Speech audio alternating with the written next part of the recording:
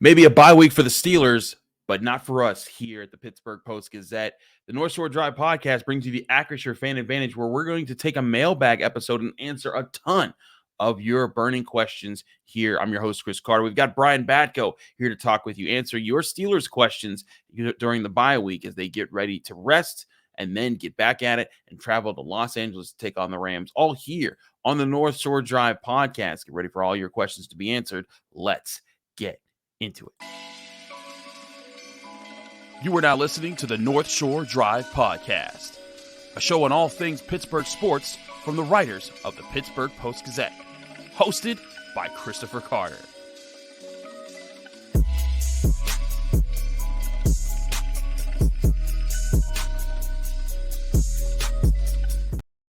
Hello, welcome to the North Shore Drive podcast. I'm your host, Chris Carter, with bringing you this show that comes on Monday, Wednesday, Friday, and Saturdays with the Acrisure Fan Advantage. As always, you can find this show on your favorite podcasting apps and on YouTube. Like this video if you enjoyed. Subscribe to this channel to get all of your daily Monday through Friday episode, or Monday through Friday content, as well as your weekend content like the Acrisure Fan Advantage, which you have to remind you, this episode is brought to you by the Acrisure Fan Advantage, where all year long, the Fan Advantage brings you closer to the Steelers than ever before, because if we feature exclusive answers to your burning questions from Steelers insider Brian Batko, who joins us today, and we have in-depth conversations each week with the opponent's expert, with an expert on the opponent the Steelers have each week, but no opponent, so we got Brian answering your questions. You should have just had an empty chair sit here and talk about the bye week. And you could have just done 10 minutes being like, hey, do you think Matt Canada can scheme against your defense? And then just silence. And then you just sit there for 2 minutes.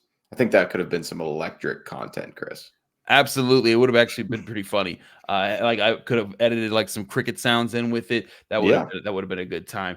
But let's get into some of these questions. Now, you all have submitted some questions. We don't always get a chance to get to them, but we're going to get to a bunch that would be here that you guys have here. So let's get started here with some of our bigger questions.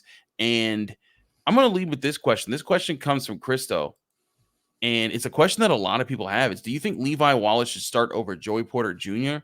And Brian, I'm going to add on to this question. If Joey Porter Jr. were to start right now, would you start him in place of Levi Wallace? Or would you start him in place of Patrick Peterson? Or would you not start him at all? I would probably start him in place of Patrick Peterson at this point. I think I said it on our Friday show that at this juncture, I'm willing to see what Pat P can do in some other various roles, which was really talked about ad nauseum in the offseason when they signed him, came up at his opening introductory presser, came up in OTAs, came up in training camp, and just haven't really seen much of it in game action. But I think it's time for that to change. And coming out of the bye week where everybody got a chance to decompress a bit, players got to get away, think about things or not, if that's what they want to do. Coaches got a chance to look at what's working and what isn't and talk through some potential schematic adjustments. Now would be the time. And I thought it was interesting on Tuesday, Terrell Austin, defensive coordinator, was asked, hey, if Joey forces his way onto the field and Patrick Peterson's playing well, could Levi play in the slot? And Chris, normally coaches answer questions like that with, oh, yeah, we feel great about everybody doing everything, even if they don't believe that. But he was like, I don't really look at it in that way. So, I think Levi Wallace is going to be on the outside or bust. And, I'm not completely ready to bench him just yet. So that would be the way that I would configure the secondary. Although, again, I think if it comes down to just rotating Porter in more often, that would be a good enough solution for me at this point. Very interesting. Very interesting. I feel like I'm with you on this. Patrick Peterson has been the biggest liability as far as the cornerback so far. Levi Wallace looked like that for 2 weeks, but he's had some key breakups. Even in this Ravens game, there were twice he got challenged deep, and he was in place.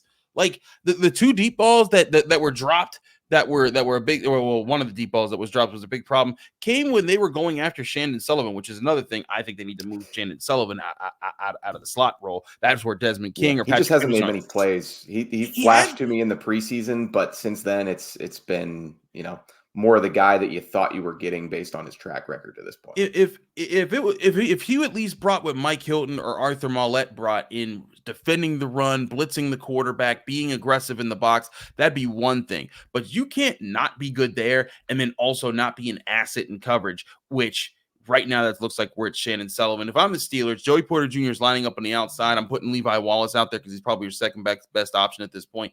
And then keep Patrick Peterson in, let him play in the middle a little bit, move him around. But right now, I'm putting Joey Porter on the outside. He's shown more than enough, in my opinion. We're going to move to our next question here. This one comes from Mark Burgeon, who comes from Believe in Steelers podcast, who asks, what constitutes a successful 2023 season for the Steelers? And I feel like the start of the season shouldn't negate too many predictions right now, unless you thought the Steelers were going like 16-1 and going to the Super Bowl or anything like that.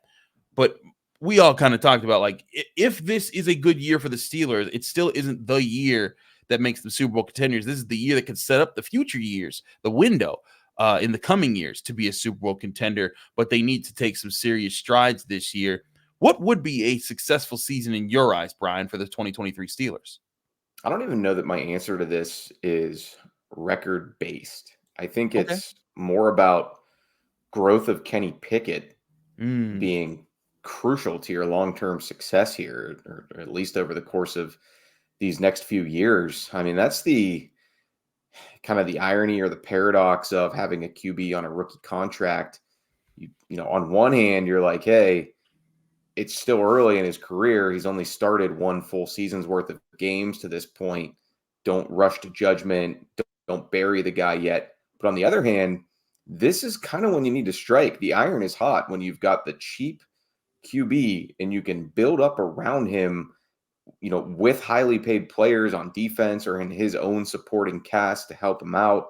And in the case of the Steelers specifically, you know, they're not a team that makes rash decisions, obviously, and they take things with a very long-term view, and as far as stability and continuity being good over the balance of years and decades. But it's a high stakes, high leverage season and situation for them right now, because TJ Watt is clearly in his prime and playing some of the best ball that you're going to see from anybody who ever puts on one of these hypocycloid helmets. And Minkah Fitzpatrick is right there too in his prime. And we haven't even gotten the big number 97 yet, who he's dealing with an injury already. And you've got to think that Cam Hayward's best years are probably behind him. So, you know, you miss on this window because your quarterback play isn't good enough.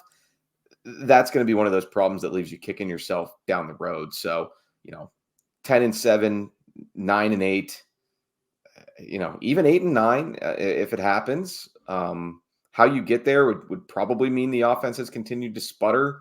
But even if you go barely 500 again and you miss the playoffs, as long as Kenny Pickett is looking like the guy by the end of this year, I think that would constitute a successful 2023. But I acknowledge that those two things probably aren't going to happen in concert, because if he plays really well and fills you with optimism, you're probably going to feel good about the record and the postseason result as well. That's my thing. If Kenny Pickett does that, they're a playoff team. And if they're a playoff team, they might beat a couple teams if Kenny Pickett is taking that serious step forward, because this defense has shown the ability to create turnovers and to take advantage of mistakes. And if the offense were to tune up and become even just a middling offense in the NFL, like right now, the past few years, they've been a bottom of the offense in the NFL. If they take a step up and be like in the middle of the NFL, like, you know, we're talking 16th, 15th, 14th in that range, that makes this team such a different competitor for a lot of teams to have to consider. That's what I think Kenny Pickett has to do if he does. And if he does that, I think that, like you said, regardless of the record, that'll make for a successful season, because then the Steelers will know that they have a franchise quarterback on their roster. But also, I think it would also constitute a successful season, even if you did measure it by win, because if they did that and they got to the end of the season, I'd bet that they'd have a winning record again, and such a winning record that would allow them to get to the playoffs. So all that being said, I think I'm right with you. It's less about the record. It's more about getting Kenny Pickett in the right place to constitute a successful season. Our last question here in the first segment before we move on, we have a Matt Canada whole segment because we got Matt Canada questions coming at us. But before we get to that empty chair is sounding good right about now. Exactly. It's not too late to roll with that idea. Avant-garde podcast. The Southern Yinzer asks, do you think the defense will ever get over the loss of Ryan Shazier? I know we probably won't find a single player who has his versatility and speed, but surely we can scheme something up there. I think Southern Yinzer has a point here because Ryan Shazier, I mean, at this point, he's now been gone 6 seasons. He was injured in 2017. I think it was November of 2017. So we're about a month and a half away from when he was injured and his career was ended in Cincinnati. And Brian, that's crazy to think about it being that long ago. That's when that happened for the Steelers, and they've been trying to find a replacement. They haven't. They drafted Devin Bush. They signed John Bostic. That didn't work. Then they drafted Devin Bush. That didn't work. Then they signed Miles Jack. That didn't work. Now they have a whole cadre of new linebackers here. Joe Schobert, Avery Williamson. I forgot about Joe Schobert, but they've tried so many. Like they even put Mark Arthur Motes at inside linebacker at one point. But I look at this and I do think that it's bigger than just finding a talent at linebacker. Ryan Shazier, when he was in, like they were a top 10 defense. When he was out, they were like 16 or below. Like they were in an average to below average defense when he wasn't on the field. When he was on the field, they were one of the best defenses in football. You don't just find that every day. And to Southern Yinzer's point, I think that's why that loss was so tough for that team. Hey, at some point in the remaining lifespan of the Steelers franchise, yes, I think the defense will recover from losing Ryan Shazier well before his career should have ended. But I get what Southern Yinzer's asking. And I would say, after the second half of that Ravens game, this is probably the best you could feel about the inside linebacker unit for this team since Shazier went down. Quan Alexander, Cole Holcomb, Landon Roberts, obviously none of those guys are comparable players to what Shazier was, but if the whole can finally be greater than the sum of its parts for the inside backers, maybe this Steelers defense can stop missing a beat there in the middle where you felt so discouraged by the moves they've made there in the past. This trio is looking like they're 3 veteran guys who know what they're doing, and they certainly like to hit people. It's good to have that mentality back at inside linebacker. Just a reminder, this show is brought to you by the Acrisure Fan Advantage, where all season long, the Acrisure Fan Advantage will bring you closer to the team than ever before. Get all your exclusive answers to the Pittsburgh Steelers with burning questions to Steelers insider Brian Batko, who joins us today, and as well as in-depth conversations with opponent experts each week. But we're doing the mailbag episode since it is a bye week for the Steelers. Tune in every Friday and the day before each Steelers game on Saturdays to get the Acrisure Fan Advantage. Visit acrisure.com/fan advantage for more information and to submit your questions today. We'll be right back with more here on the North Shore Drive podcast. It's the Acrisure Fan Advantage.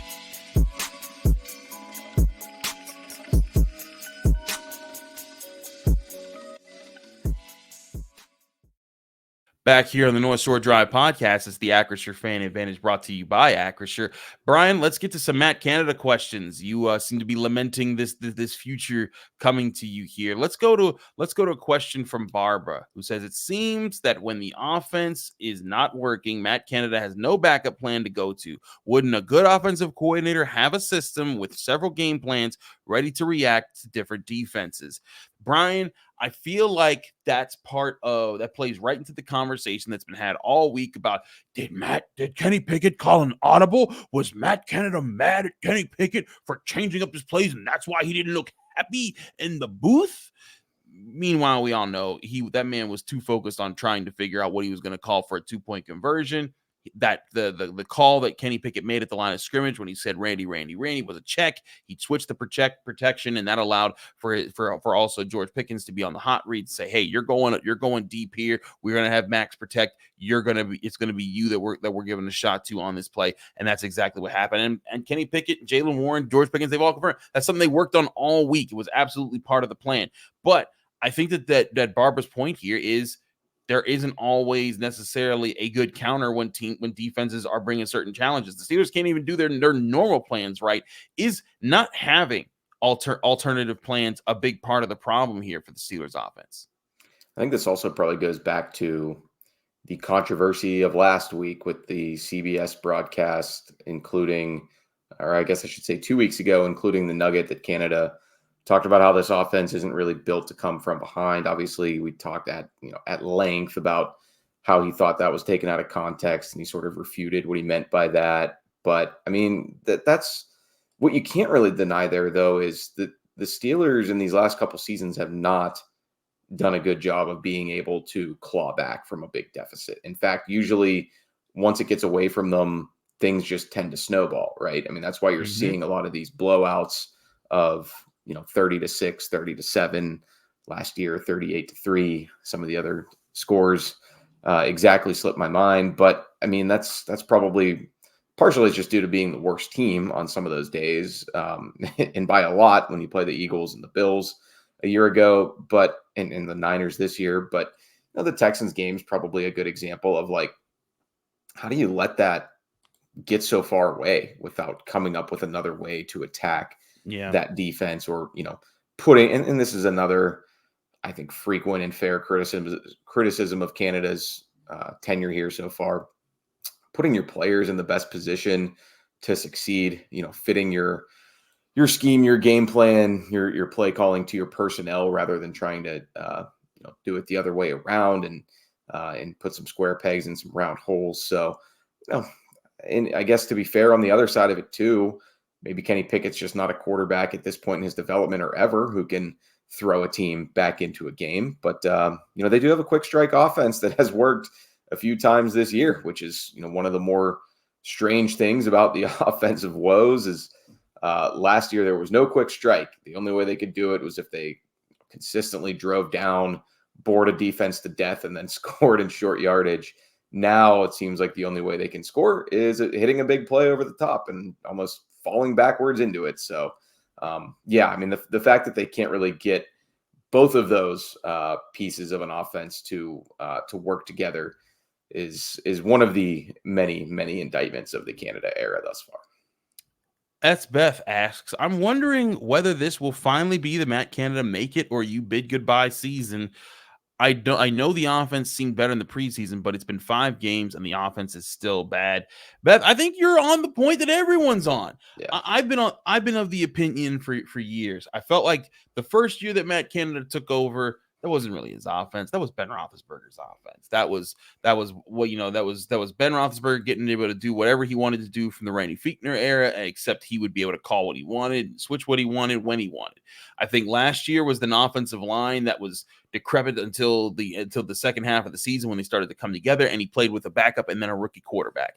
This is the year that Matt Canada does need to show something, and I think everyone's in unison here, Brian. The Steelers aren't going to fire Matt Canada mid-season, but if this offense is not at least trending towards in the lower teens, like we're talking 15, 14, 13, if it's not in that range by the end of the season, they will let go of Matt Canada and they'll find someone else that can either work with Kenny Pickett or work with this offense to make it the unit they want it to be. No, I think they're going to stick with him until a chant breaks out at a Pirates game or possibly a Riverhounds match. Duquesne football. Yes, Beth. This will be Matt Canada's last season unless things really pick up here over the course of these last few months. I'm right with you and Beth here. This is the last call for Matt Canada. We've got one more segment of questions here on the Acrisure Fan Advantage on the North Shore Drive podcast from the Pittsburgh Post-Gazette. Stick with us. We'll be right back.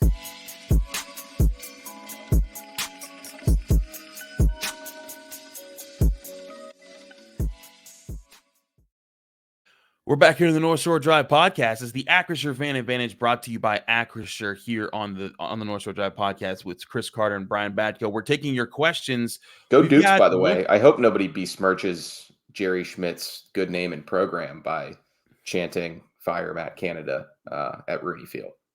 Up on the bluff.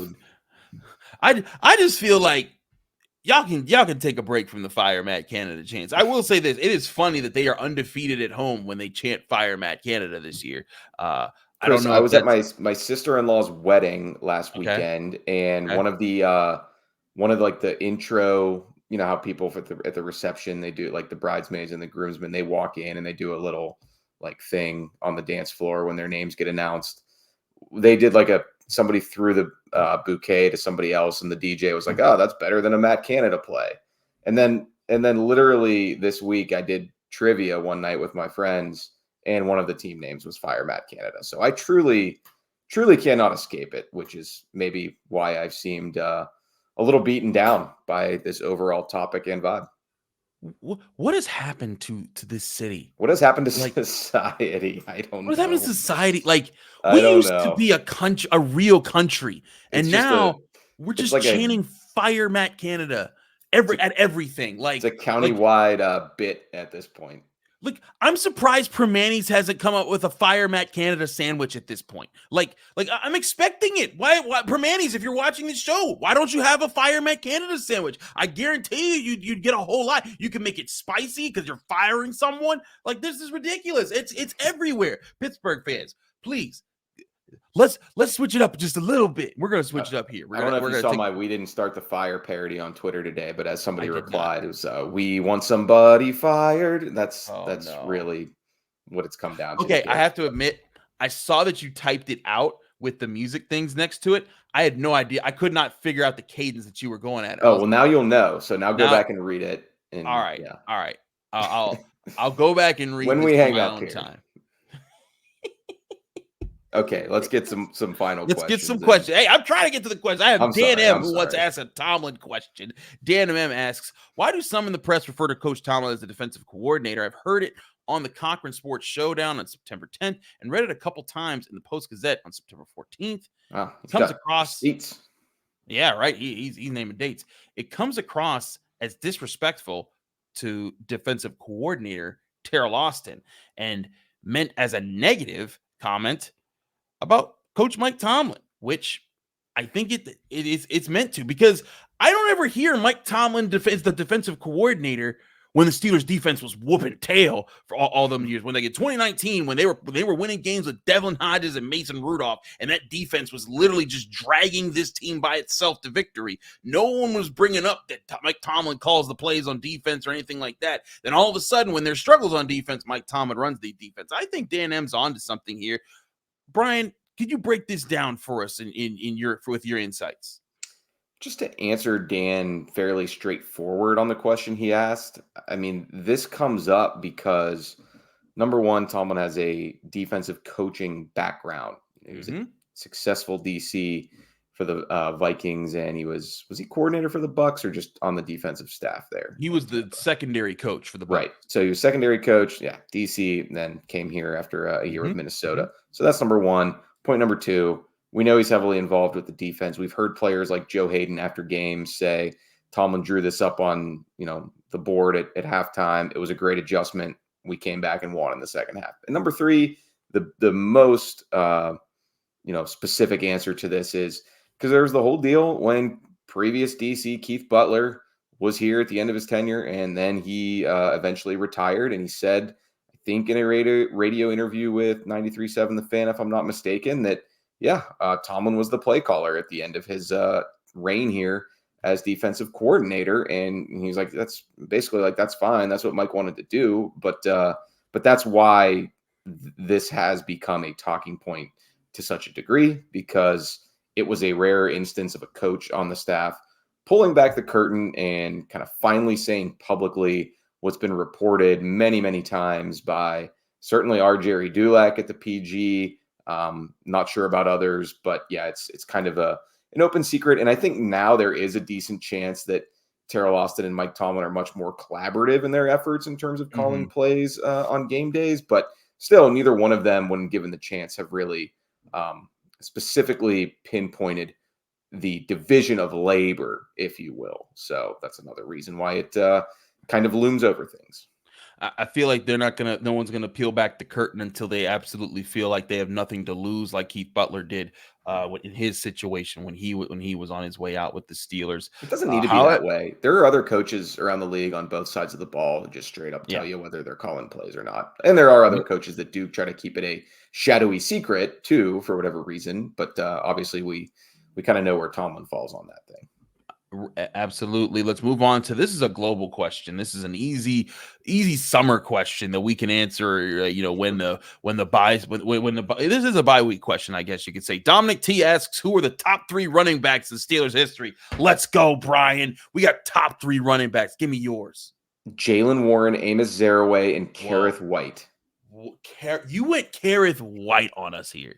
Look up his numbers. He averaged more than 5 yards a carry. You, sir, are disrespecting Mewelde Moore.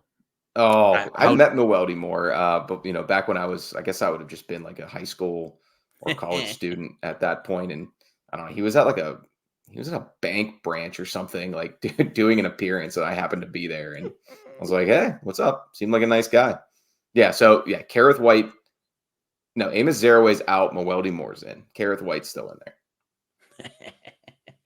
If you make me give a more conventional answer. There we go. I was waiting to hear. Obviously, the 2 Hall of Famers pretty much need to be on every ballot. I don't think I'm ready to choose violence otherwise on this particular show. So Franco Harris and Jerome Bettis. And then the third one, I think for most people, would come down to Le'Veon Bell and Willie Parker. Willie's got the Super Bowl, especially that long run. Le'Veon Bell, I think, has the overall better statistical profile and kind of broke down some barriers in the game with the way he played the position here, both his running style and obviously how prolific he was as a receiver. So despite how things ended, I'm going to put Le'Veon Bell there as number 3, but this is always a tricky topic because it's like, are you judging it based on pure talent and ability when they played here, or do you go more by resume? I guess it's in the eye of the beholder, whether it's Dominic T asking or anybody else. I think one thing to remember about Franco Harris, because people just think of the immaculate reception and, he was just part of that Steelers 70s team. He wasn't just part of it. Joe Green said, we didn't win before Super Bowls before Franco Harris got there. We didn't win after he left. And Franco Harris was a huge part of that. If Franco Harris plays one more season with the Steelers, he went to the Seahawks and then retired because they weren't even using him. If he plays one more season with the Steelers, he was within 100 yards of Jim Brown's all-time rushing record at the time. He could have, if he had stayed with the Steelers one more season, he would have broken that record. He would have been the all-time leading rusher in NFL history and retired as such. Before I didn't say he's not on my ballot, Carter. No. I'm not saying he's not. No endorsement from me, as Mike Tomlin would say. No. Yeah, I'm not coming at you, Brian. But there's a lot of people out there who I think just kind of just throw Franco Harris into the who cares? It was the 70s. No, that dude was for real. He is the number 1 running back in the history of the Pittsburgh Steelers. I'll also say Jerome Bettis. Jerome Bettis is also actually the first ever professional athlete I asked a question to way back when the NFL Network used to do their students, high school students could write to NFL Network and ask them questions about their favorite athletes, and then that athlete would then go to their high school for a day and hang out. Jerome Bettis came to Taylor Alderdice High School to hang out with Jaton Amaker, one of my friends that went to Alderdice, and there was a whole gym thing where he was in the gym, he was hanging out, and he took questions, and I got to ask him, are you gonna break Eric Dickerson's rushing record or rushing standing? And he's like, I don't know, man, ED's gonna be tough. Sure enough, about 2 weeks later, he broke it. And so I got to ask that question. That's how journalist Chris Carter got started back in the day. But yeah, number 3 is Le'Veon Bell. That dude was way too talented. So I think it's unanimous here. Franco Harris, Jerome Bettis, Le'Veon Bell. That's the Acrisure Fan Advantage from the Pittsburgh Post-Gazette. He's Brian Batko. I'm Chris Carter. Thanks for tuning in. Find the show on your favorite podcasting apps and on YouTube. Thanks again to the Acrisure Fan Advantage. Check us out every single week. We'll have another opponent expert next week as the Steelers get ready to take on the Los Angeles Rams. But before that, check out the Monday episode of the North Shore Drive podcast. We'll be back after this weekend. Thank you for tuning in to another episode of the North Shore Drive podcast from the Pittsburgh Post-Gazette. If you watch this video on YouTube, please like the video and subscribe to our channel. For 3 months of digital access to post-gazette.com at 99 cents, click the link below in the description.